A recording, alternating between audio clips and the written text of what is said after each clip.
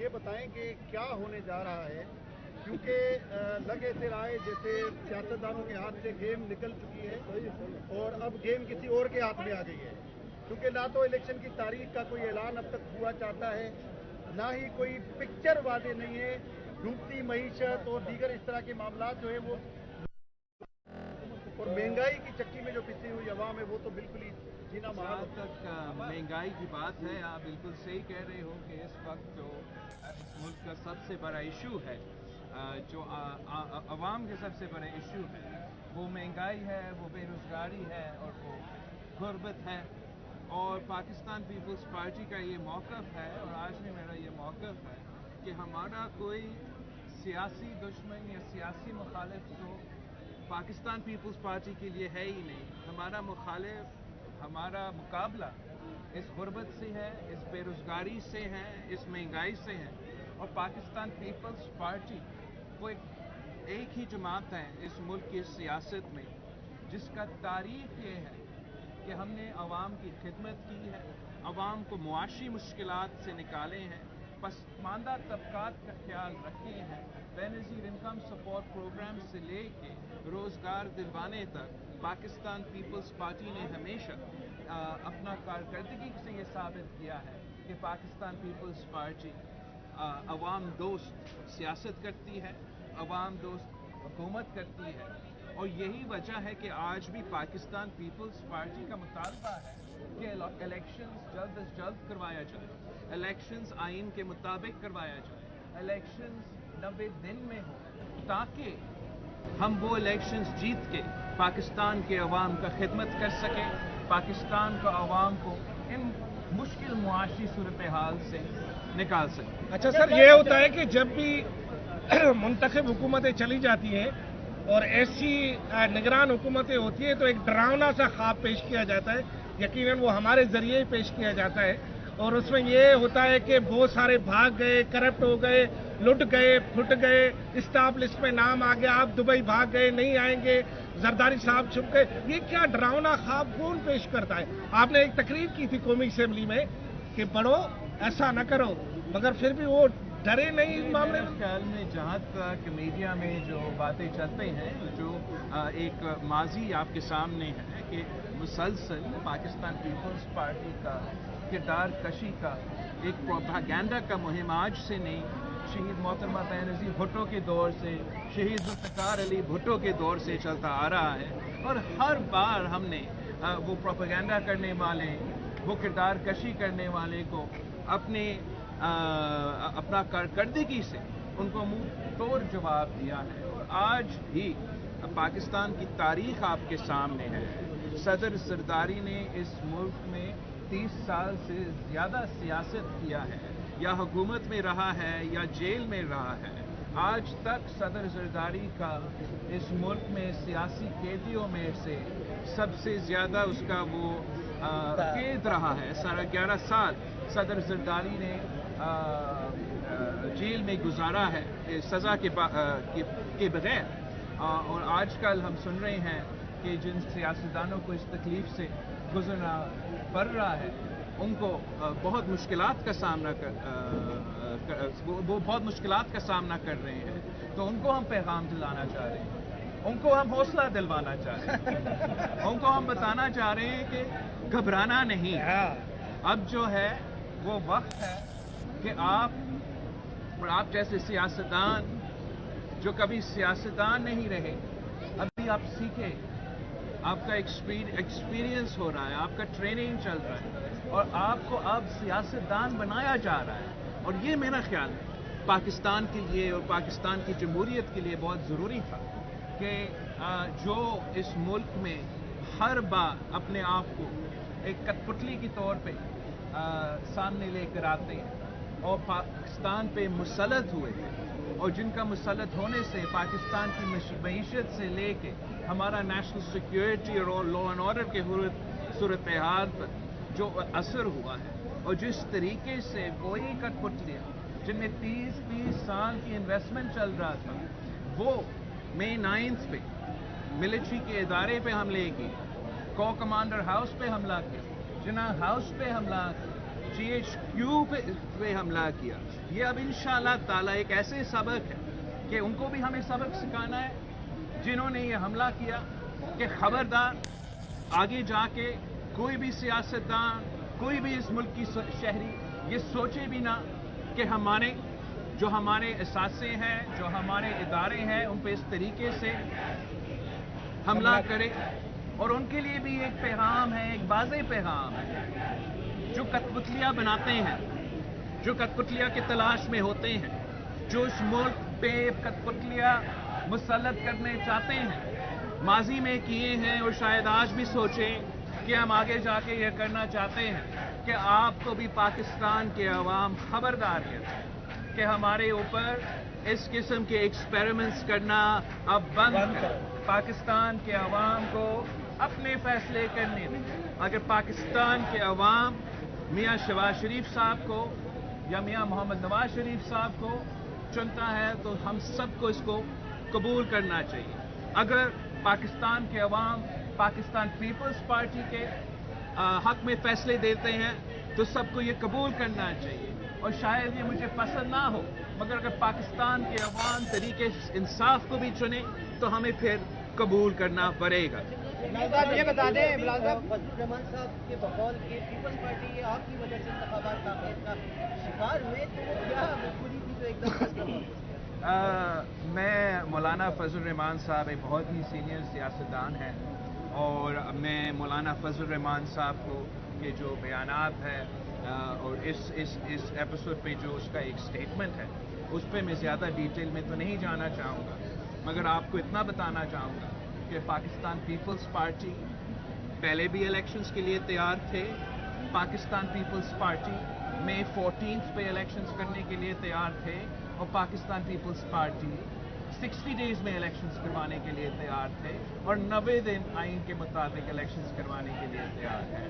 उनसे ये सवाल पूछा जाए जो हर इलेक्शन से भागते हैं।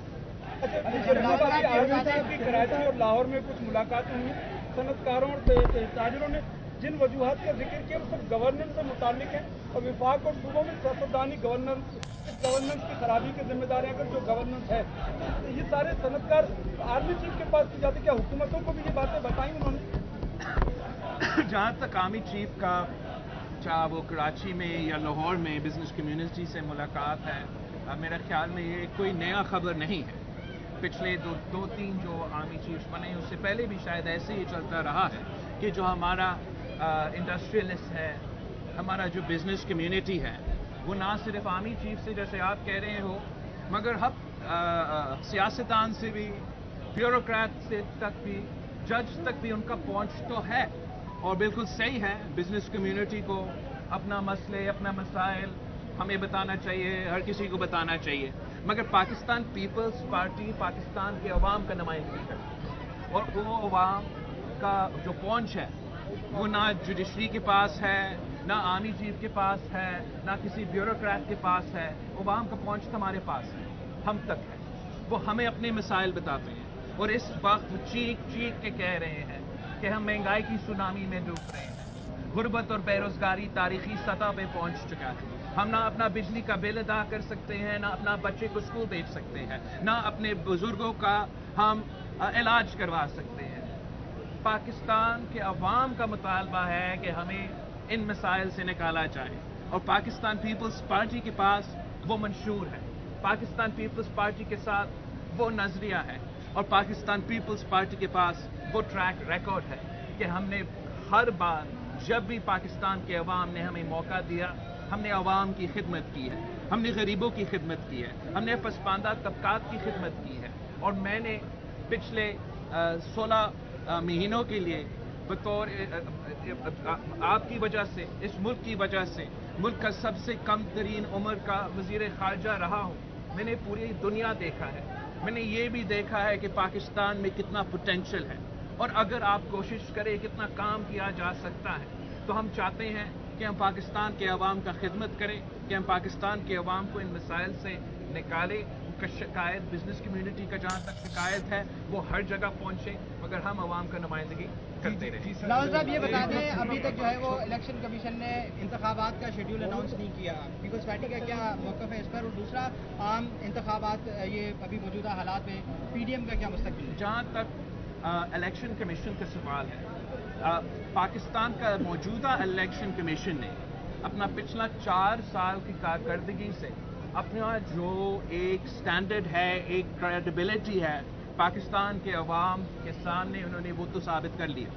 आप डास्का का इलेक्शन उठा के देखें, जब उन्होंने धांधली करने की कोशिश किया था तो इलेक्शन कमीशन ने वो धांधली पकड़ा, वो धांधली नहीं होने दिया।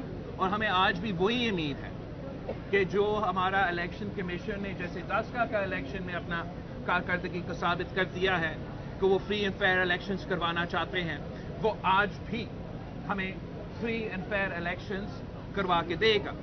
हमारा एक पाकिस्तान पीपल्स पार्टी का और इलेक्शन कमीशन का और पाकिस्तान डेमोक्रेटिक मूवमेंट का आइन के मुताबिक जो हमारा इंटरप्रिटेशंस हैं उसमें एक फ़र्क है, एक इख्तिलाफ राय है।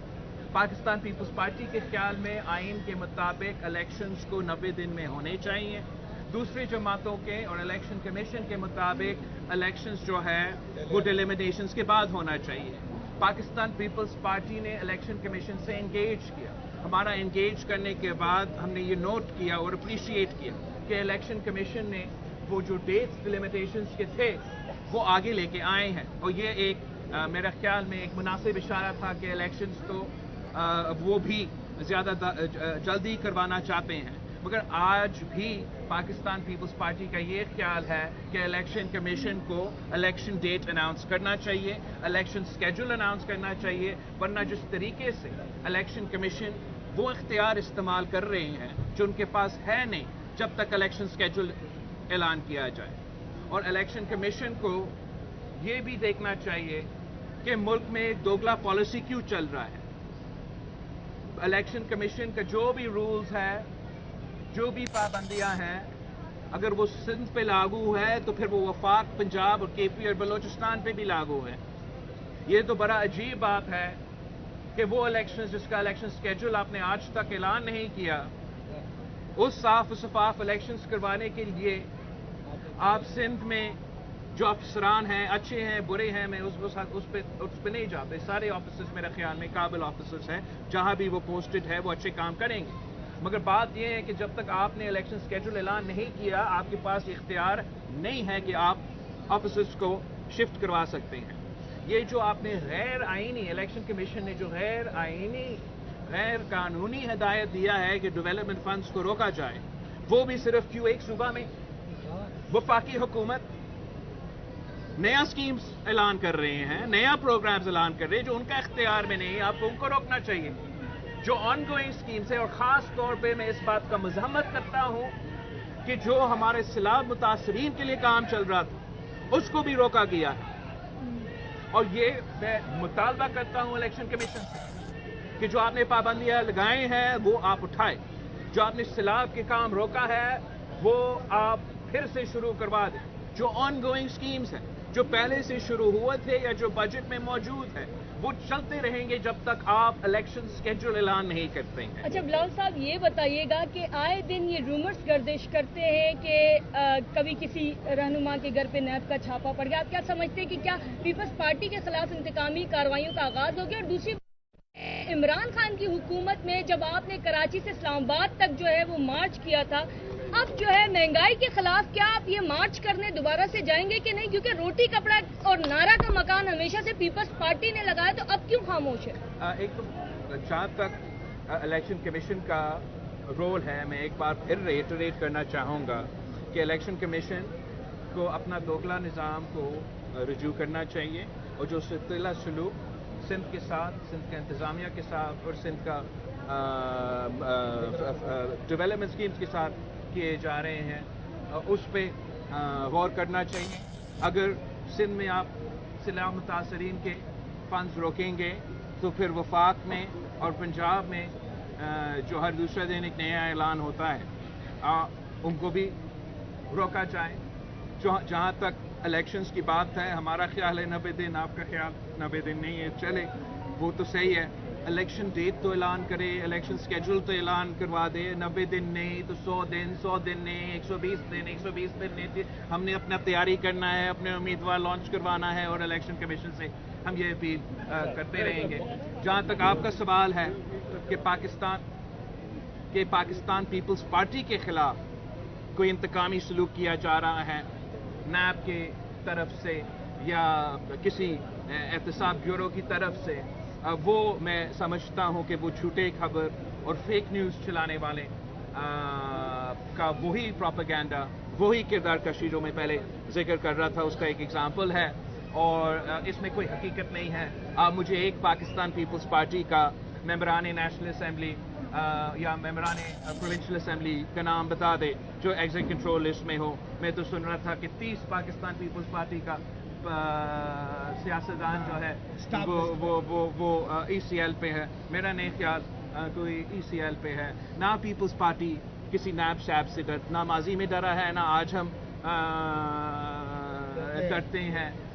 مگر یہ جو پروپیگنڈا کیا جا رہا ہے ان سے کیا جا رہا ہے جو الیکشن سے بھاگ رہے ہیں, جو عوام کا احتساب سے بھاگ رہے ہیں, اور چاہ رہے ہیں کہ پاکستان پیپلز پارٹی کو نیب کا جھوٹی خبر چلا کے ہمیں, اگر وہ سمجھتے ہیں کہ ہمیں خاموش کروا دیں گے, وہ تو ان کا غلط فہمی ہے.